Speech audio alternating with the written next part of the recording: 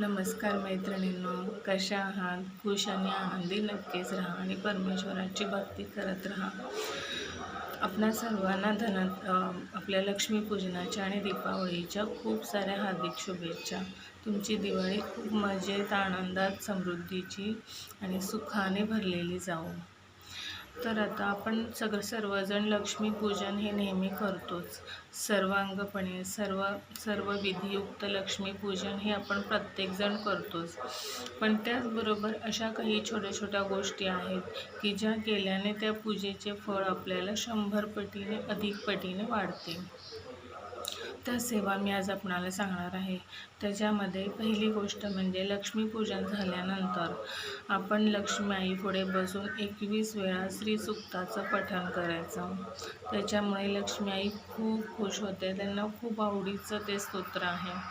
दुसरी गोष्ट म्हणजे आपण जो दिवा लावणार आहोत घरामध्ये देवाच्या पुढे, तो म्हणजे तुपाचा असावा. जर असेल परिस्थिती तर, नसेल तेलाचं असेल तरी काही हरकत नाही, पण शक्यतो तुपाचा प्रयत्न करा.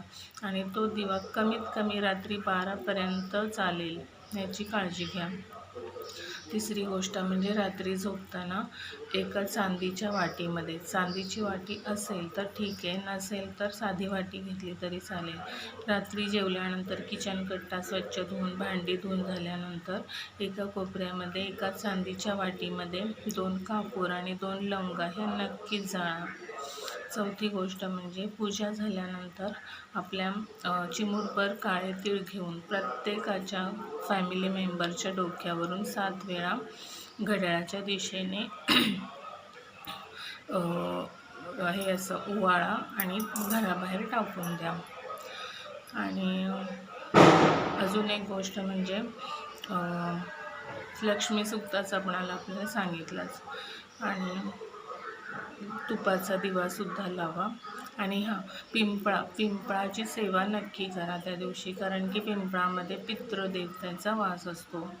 तर त्याच्यामुळे त्या दिवशी अमावस्या असते, त्या दिवशी आपण साखर आणि पाणी मिश्रित ते पाणी आपण पिंपळाला घालून यायचं सकाळी 10च्या आत, आणि त्याला एक तुपाचा छान दिवा लावून फुल वाहून यायचं, नमस्कार करून यायचं, आमच्या पितृजांना मुक्ती मिळते म्हणून.